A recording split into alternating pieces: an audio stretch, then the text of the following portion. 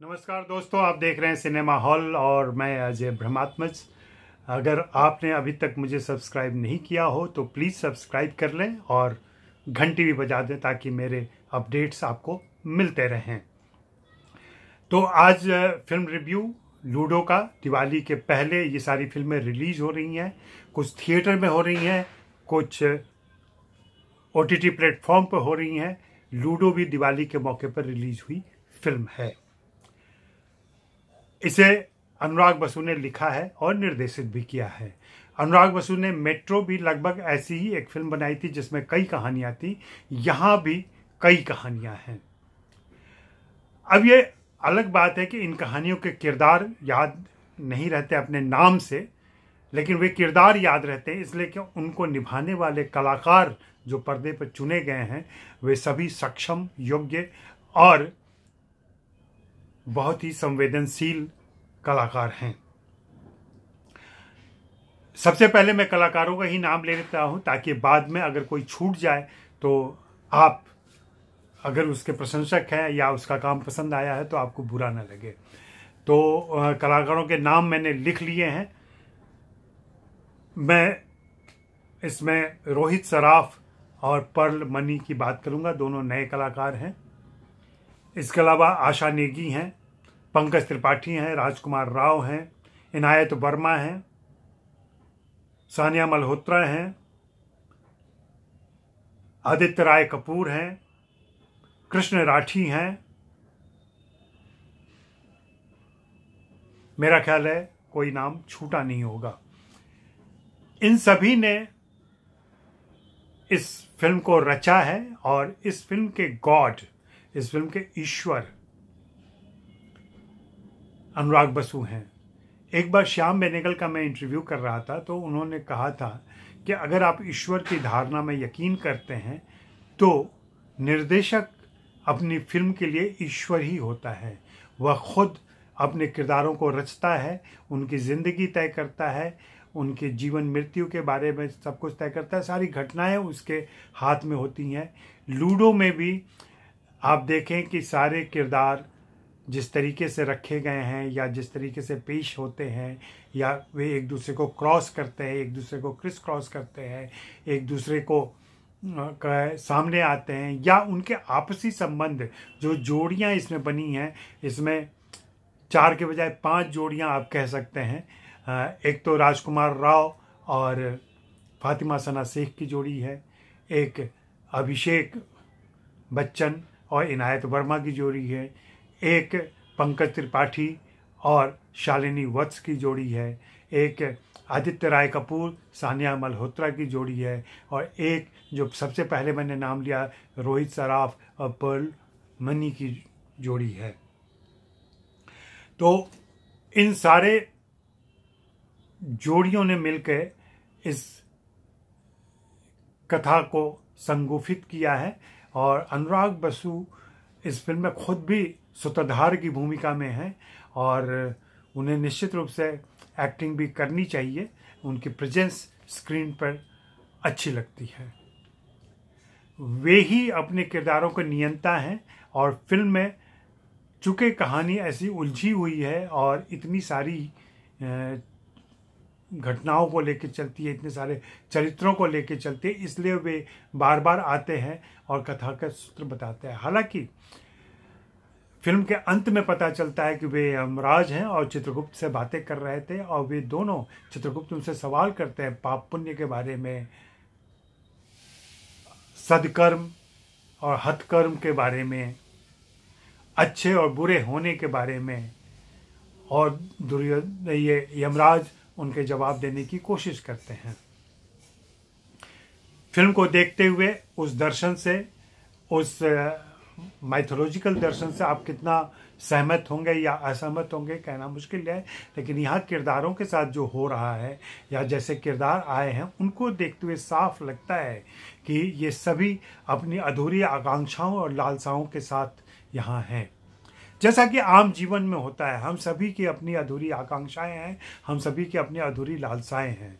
हम सब कुछ न कुछ पाना चाहते हैं और उसमें कहीं कुछ छूट जाता है हमसे या हम कुछ हासिल नहीं कर पाते हैं।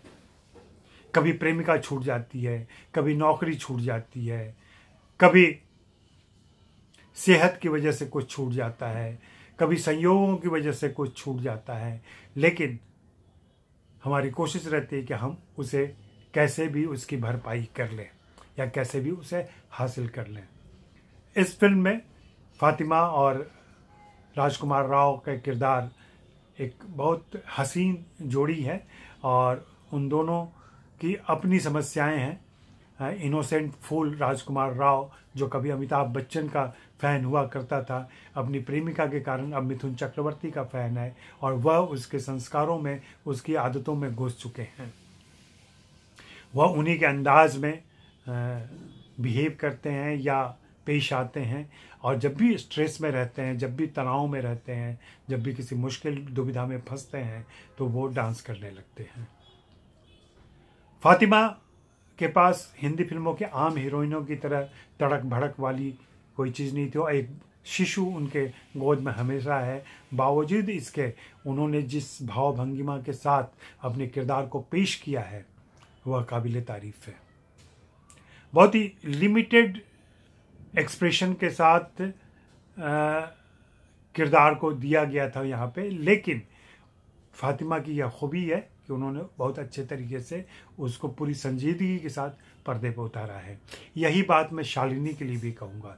शालिनी वत्स, जो पंकज त्रिपाठी के साथ जिनकी जोड़ी बनती है और पंकज त्रिपाठी के साथ जो संगति बैठती है उनकी, यह संगत बहुत अच्छी बनी है। शायद दोनों थिएटर के एक्टर रहे हैं, इसकी वजह से यह संगत बनी होगी।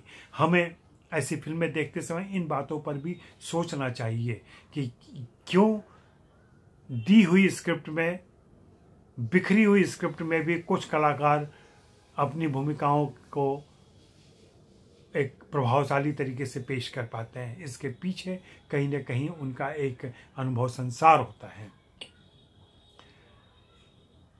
आदित्य राय कपूर और सानिया मल्होत्रा की जोड़ी में आदित्य के बारे में क्या कहें, उनके पास बहुत ही सीमित भाव अनुभव हैं और फिर भी वे, चूँकि स्क्रीन प्रेजेंस उनकी अच्छी होती है और कुछ दृश्य में वे अच्छे लग जाते हैं, इसलिए वे हैं यहाँ इस फिल्म में। हालांकि उनको अभी अभिनय के मामले में बहुत कुछ आगे सीखना है। उनकी संगत सानिया मल्होत्रा के साथ है और सानिया मल्होत्रा बहुत ही कमाल की अभिनेत्री हैं। जो कैरेक्टर दिया गया है उनको, उसे उन्होंने स्क्रिप्ट के बाहर जाकर, स्क्रिप्ट से ऊपर उठकर निभाया है। अभिषेक बच्चन और इनायत वर्मा की जोड़ी भी एक अलग किस्म की जोड़ी है, जहाँ एक बच्ची है और एक सयाना आदमी है। बिट्टू का अपना दर्द है, बिट्टू की अपनी मुसीबतें हैं और बिट्टू कैसे अपराध की दुनिया से बाहर निकलना चाहता है, लेकिन फिर कैसे अपराध की दुनिया में उसे लौटना पड़ता है या कुछ ऐसी युगत बिगाड़नी पड़ती है ताकि वह अपनी बेटी को हासिल कर सके। वह अपने दुख में जी रहा है और उसकी वजह से एक रिश्ता जो बनता है उसका मिनी के साथ, वह अद्भुत है। मिनी के किरदार में इनायत वर्मा ने भी बहुत ही खूबसूरत काम किया है। इसके अलावा रोहित सराफ की जोड़ी के बारे में मैंने पहले ही कहा। रोहित सराफ और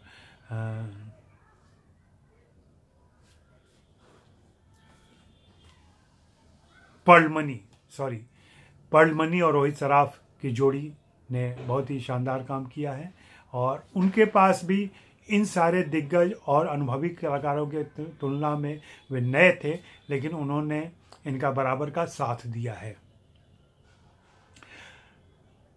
अनुराग बसु की फिल्मों के बारे में कहा जाता है कि इसमें कोई स्क्रिप्ट नहीं होती है और ऐसा एक बहुत पहले जब मैंने दोनों के साथ में तानी बसु के साथ इंटरव्यू किया था अनुराग का, तो तानी ने यह घटना सुनाई थी कि जब UTV में वो मेट्रो के स्क्रिप्ट सुनाने गए थे, मेट्रो के बारे में बात करने गए थे, तब पूछा गया था उनसे कि स्क्रिप्ट कहाँ है, तो तानी को हंसी आ गई थी क्योंकि यह सब कुछ अनुराग के दिमाग में रहता है। अनुराग उसको तत्क्षण या हो सकता है शूट के पहले तैयार करते हों और उसे अपने कलाकारों को सामने देते हों, लेकिन उनकी ये खूबी है, इस हड़बोंग में भी वे इंटरेस्टिंग बनाते हैं इस फिल्म को और इस केओस में भी उनके किरदार कुछ कहते नज़र आते हैं। इस फिल्म में सभी किरदारों के साथ एक बात जो सामान्य है वह है उनकी लालसा और उनकी अधूरी आकांक्षा। हर कोई कुछ हासिल करना चाह रहा है, कुछ पाना चाह रहा है, कुछ छूट गया है उससे, उसे ही पाने की कोशिश में, उसी के पाने के यत्न में लगा हुआ है। पंकज त्रिपाठी अपने खास अंदाज में हैं और इस फिल्म को देखते हुए फिर से ये एहसास होता है कि पंकज त्रिपाठी को अपने किरदारों के चुनाव में थोड़ी सावधानी बरतनी चाहिए, क्योंकि निर्देशक उन्हें आजमाए हुए किरदारों में ही बार बार इस्तेमाल करते हैं और हर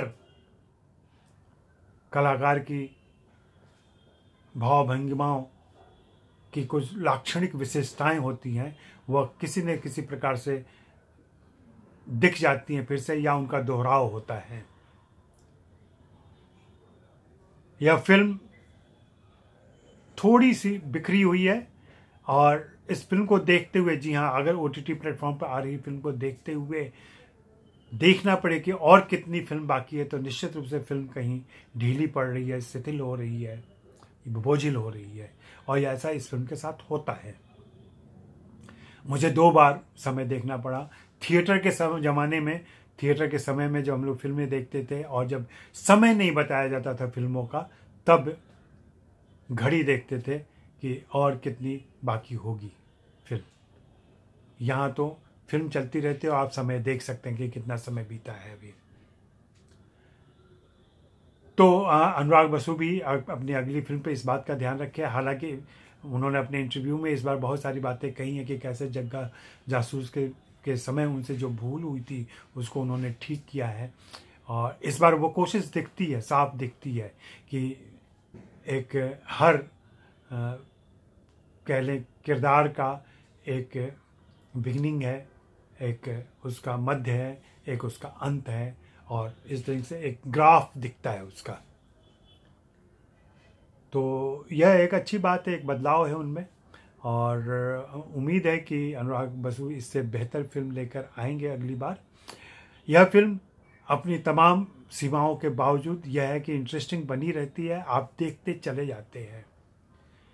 समय देखने के बावजूद मैं फिल्म देखता रहा और पूरी फिल्म देख करके ही उठा। तो यह रोचकता कलाकारों की वजह से भी हो सकती है, किरदारों की वजह से भी हो सकती है, या जिस तरीके से उन्होंने शूट किया है। इस फिल्म के कैमरामैन भी वही हैं। मैं इस फिल्म के संपादक जो हैं, जिन्होंने संपादन का काम किया है, अजय शर्मा की भी तारीफ करूंगा कि उन्होंने कैसे पूरी कहानी को एक सूत्र में बांधा है। वैसे सूत्रधार खुद अनुराग बसु थे, जैसा मैंने पहले ही कहा।